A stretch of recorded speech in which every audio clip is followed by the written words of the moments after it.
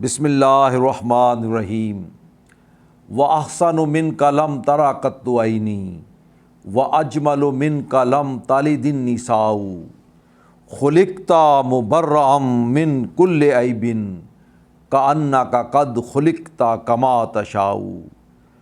آج ہم نور محمدی صلی اللہ علیہ وآلہ وسلم خلقت سے ولادت تک کے چوتھے حصے کے واقعات کا ذکر کریں گے۔ سیرت ابن ہشام میں مروی ہے کہ دوران حمل بھی حضرت آمنہ سلام اللہ علیہا نے ایک نور دیکھا جس سے شہر بصرہ اور شام کے محلات روشن ہو گئے۔ یہ بوقت ولادت نور دیکھنے سے پہلے کا واقعہ ہے۔ حضرت آمنہ رضی اللہ تعالی عنہا سے مروی ہے کہ جب حضور صلی اللہ علیہ وآلہ وسلم کی ولادت مقدسہ کا وقت قریب آیا تو حسب معمول مجھ پر کیفیت طاری ہوئی۔ پھر مجھے اچانک یوں محسوس ہوا کہ سفید پرندے کے پر کی طرح کسی روشن چیز نے میرے دل پر مسح کیا ہو، جس سے درد فوراً جاتا رہا۔ پھر مجھے جنت کا سفید مشروب پیش کیا گیا جو میں نے پی لیا۔ پھر مجھے ایک عظیم نور نے گھیر لیا۔ پھر میں نے خوبصورت طویل القامت عورتوں کو دیکھا۔ مجھے تعجب ہوا اور میں نے پوچھا، تم میرے پاس کہاں سے آئی ہو؟ تو انہوں نے کہا، ہم آسیہ فرعون کی بیوی جو حضرت موسیٰ پر ایمان لائی تھیں اور مریم بنت عمران ہیں، اور ہمارے ساتھ یہ سب جنتی حوریں ہیں۔ پھر میں نے زمین سے آسمان تک سفید سی روشنی دیکھی۔ پھر میں نے فضا میں ایسے مرد دیکھے جن کے ہاتھوں میں چاندی کی صراحیاں تھیں۔ پھر میں نے سفید جنتی چڑیوں کو دیکھا جن کی چونچ زمرد کی اور پر یاقوت کے تھے۔ وہ میرے کمرے میں سایہ فگن ہو گئیں۔ پھر اچانک ایک نور ظاہر ہوا جس سے مشرق و مغرب سب روشن ہو گئے۔ اسی وقت میں نے 3 عظیم الشان جھنڈے دیکھے جو نصب کر دیے گئے، ایک مشرق میں، ایک مغرب میں اور ایک کعبۃ اللہ کی چھت پر۔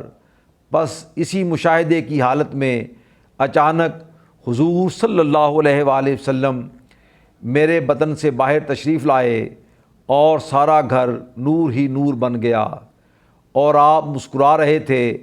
پھر آپ سجدے میں گر گئے۔ اس وقت آپ کی حالت تضرع اور گریہ وزاری کی ہو گئی۔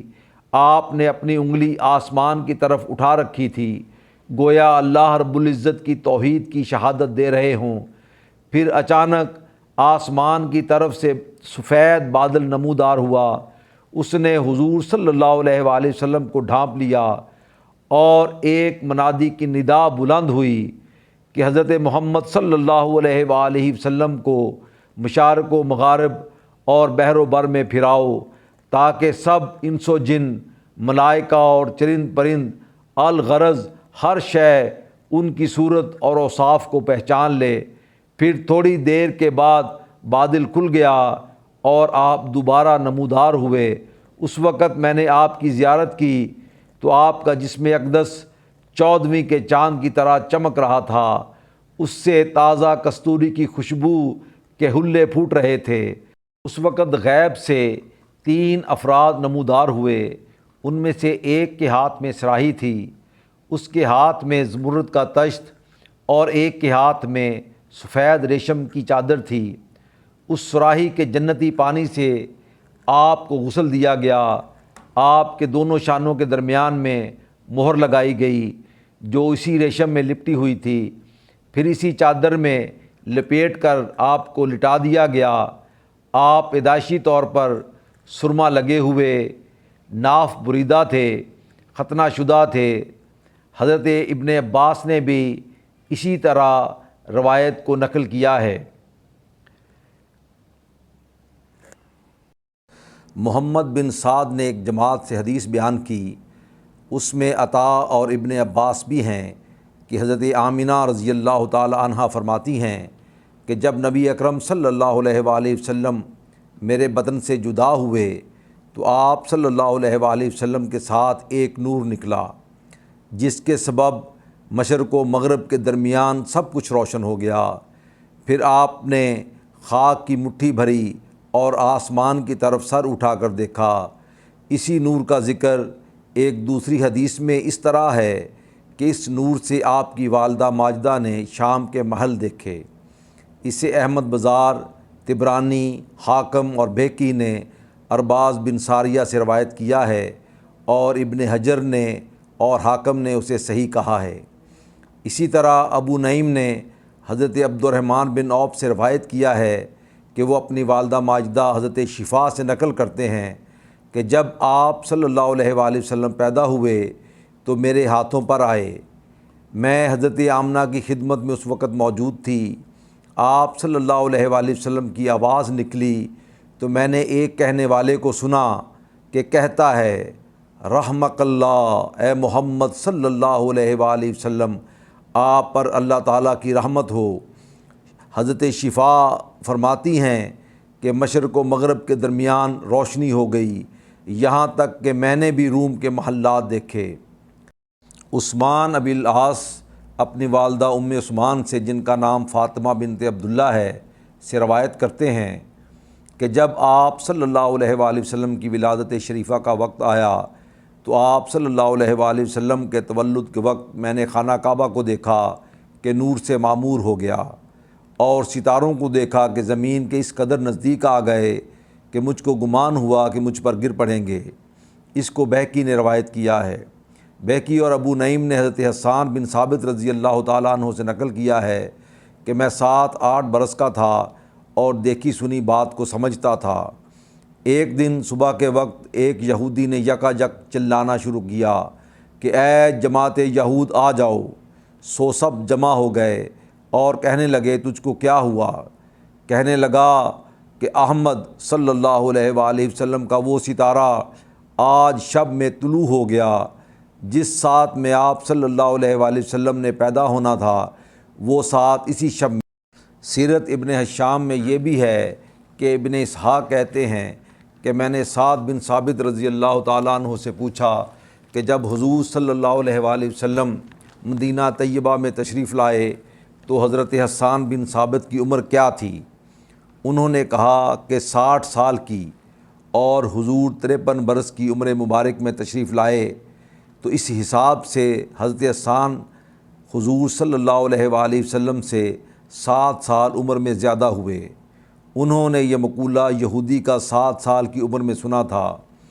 یہ واقعہ مدینہ طیبہ کا ہے، جب کہ حضور صلی اللہ علیہ وآلہ وسلم کی ولادت مکہ معظمہ میں ہوئی، مگر یہود شہر یثرب مدینہ طیبہ اس لیے آ کر آباد ہوئے تھے کہ ان کی کتابوں میں لکھا تھا کہ نبی آخر الزماں ہجرت فرما کر اسی شہر کو اپنا مسکن بنائیں گے۔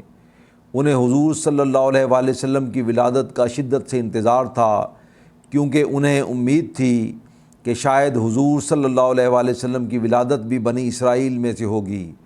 سو انہیں وقت ولادت کی علامات معلوم تھیں، جس کی بنا پر اس یہودی عالم نے حضور صلی اللہ علیہ وآلہ وسلم کی ولادت باعث کی صبح اہل مدینہ کو جمع کر کے شور مچایا۔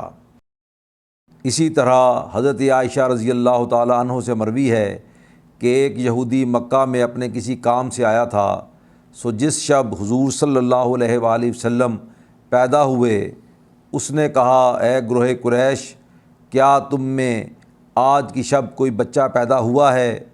انہوں نے کہا کہ ہم کو معلوم نہیں۔ کہنے لگا، دیکھو، آج کی شب اس امت کا نبی پیدا ہونا تھا، اس کے دونوں شانوں کے درمیان ایک نشانی مہر نبوت ہے، وہ آج کی رات پیدا ہو چکا ہے۔ چنانچہ قریش نے اس کے بعد تحقیق کی تو خبر ملی کہ حضرت عبداللہ بن عبد المطلب کے گھر لڑکا پیدا ہوا ہے۔ وہ یہودی آپ کی والدہ کے پاس آیا اور مہر نبوت والی نشانی جو دونوں شانوں کے درمیان تھی دکھانے کے لیے کہا۔ انہوں نے آپ کو ان لوگوں کے سامنے کر دیا۔ جب اس یہودی نے وہ نشانی دیکھی تو بے ہوش ہو کر گر پڑا اور کہنے لگا کہ بنی اسرائیل سے نبوت رخصت ہو گئی۔ اے گروہ قریش، سن لو، واللہ یہ تم پر ایسا غلبہ حاصل کریں گے کہ مشرق و مغرب سے اس کی خبر شائع ہوگی۔ اس کو یعقوب بن سفیان نے اسناد حسن سے روایت کیا ہے، اور اس کا بیان فتح الباری میں امام عسقلانی نے بھی کیا ہے۔ بہقی، ابو نعیم اور ابن عساکر نے روایت کی ہے کہ آپ صلی اللہ علیہ وآلہ وسلم کی ولادت کے وقت ظہور ہونے والے عجائب میں سے ایک یہ بھی ہے کہ کسریٰ کے محل میں زلزلہ آ گیا اور اس کے 14 کنارے ٹوٹ کر گر پڑے، بحیرہ خشک ہو گیا، فارس کا آتش کدہ بھی اچانک بجھ گیا جو 1000 سال سے مسلسل جل رہا تھا اور کبھی نہ بجھتا تھا۔ بعض روایات میں منقول ہے کہ حضرت عبد المطلب جو اس وقت خانہ کعبہ کا طواف کر رہے تھے، انہوں نے دیکھا کہ سارا صحن کعبہ اچانک روشن ہو گیا اور چند بت منہ کے بل نیچے گر پڑے۔ اس سے وہ سمجھ گئے کہ حضرت آمنہ کے ہاں حضور صلی اللہ علیہ وآلہ وسلم کا تولد ہو گیا ہے۔ مروی ہے کہ ابو لہب کی باندی سویبہ بھی ولادت باسعادت کے وقت حضرت آمنہ رضی اللہ تعالی عنہ کے پاس حاضر تھیں۔ اس نے آپ کو دودھ پلایا، سو سویبہ نے آپ کی ولادت اور اپنے شرف رضاعت کی خوشخبری ابو لہب کو سنائی تو اس نے خوش ہو کر 2 انگلیوں انگشت شہادت اور درمیانی انگلی سے اشارہ کرتے ہوئے سویبہ کو آزاد کر دیا۔ صحیح بخاری میں ہے کہ مرنے کے بعد اسے حضرت عباس رضی اللہ تعالی عنہ نے خواب میں دیکھا اور پوچھا کہ تمہارا کیا حال ہے؟ تو اس نے جواب دیا کہ جہنم کے سخت عذاب میں گرفتار ہوں، مگر جب پیر کی رات جو حضور صلی اللہ علیہ وآلہ وسلم کی شب ولادت تھی آتی ہے تو میرے عذاب میں کمی کر دی جاتی ہے، اور ان 2 انگلیوں کو چوستا ہوں جن کے ذریعے حضور صلی اللہ علیہ وآلہ وسلم کی ولادت کی خوشی میں اشارہ کر کے سویبہ کو آزاد کیا تھا، ان میں سے ٹھنڈا پانی نکلتا ہے جسے میں پی کر پیاس بجھاتا ہوں۔ ائمہ محدثین اور اکابر علماء امت بیان کرتے ہیں کہ جب ایک کافر کو حضور صلی اللہ علیہ وآلہ وسلم کی ولادت مبارکہ پر خوشی کے اظہار میں کیے گئے عمل پر عذاب میں تخفیف مل گئی ہے، جب کہ کفار کا کوئی عمل آخرت میں باعث اجر نہیں ہوتا، یہ محض حضور صلی اللہ علیہ وآلہ وسلم کے خصائص اور برکات میں سے ہے، تو اہل ایمان و محبت اگر حضور صلی اللہ علیہ وآلہ وسلم کے میلاد مبارک کی خوشی منائیں گے اور اس میں اعمال صالحہ اور صدقات و خیرات اور قلبی سرور کے اظہار کا اہتمام کریں گے تو آخرت میں ان کے اجر و ثواب کا کیا عالم ہوگا۔ حضور صلی اللہ علیہ وآلہ وسلم کی ولادت باسعادت قدمہ کے نزدیک زیادہ معروف اور مختار قول کے مطابق بروز پیر 12 ربیع الاول عام الفیل بمطابق 22 اپریل 571 عیسوی بمطابق 1 جیٹھ 628 بکرمی بعد طلوع صبح صادق قبل طلوع آفتاب ہوئی۔ بقول قاضی سلمان منصور پوری اس دن مکہ معظمہ میں صبح صادق کا وقت 4:20 پر ہوا تھا اور 1 جیٹھ کی تاریخ کو شروع ہوئے 13 گھنٹے 16 منٹ گزر چکے تھے۔ عرب میں آج کل جو دوسرا نظام الاوقات مروج ہے اس کے مطابق اس دن صبح صادق کا وقت 9:57 پر ہوا تھا۔ صلی اللہ تعالی علیہ وآلہ وصحبہ وبارک وسلم۔ مصطفیٰ جان رحمت پہ لاکھوں سلام، شمع بزم ہدایت پہ لاکھوں سلام، جس سہانی گھڑی چمکا طیبہ کا چاند اس دل افروز سعد پہ لاکھوں سلام، کھائی قرآن خاک گزر کی قسم اس کف پاک کی حرمت پہ لاکھوں سلام، اللہ اللہ وہ بچپنے کی پھبن اس خدا بھاتی صورت پہ لاکھوں سلام، وہ دہن جس کی ہر بات وحی خدا چشمائے علم و حکمت پہ لاکھوں سلام، وہ زبان جس کو سب کن کی کنجی کہیں اس کی نافذ حکومت پہ لاکھوں سلام، جس کی تسکین سے روتے ہوئے ہنس پڑیں اس تبسم کی عادت پہ لاکھوں سلام، جس کے گھیرے میں ہیں انبیاء و ملک اس جہانگیر بعثت پہ لاکھوں سلام، جس کے آگے کھچی گردنیں جھک گئیں، اس خدا داد شوکت پہ لاکھوں سلام۔ ان کے مولا کہ ان پر کروڑوں درود، ان کے اصحاب و اطرت پہ لاکھوں سلام۔ مصطفیٰ جان رحمت پہ لاکھوں سلام، شم بزم ہدایت پہ لاکھوں سلام۔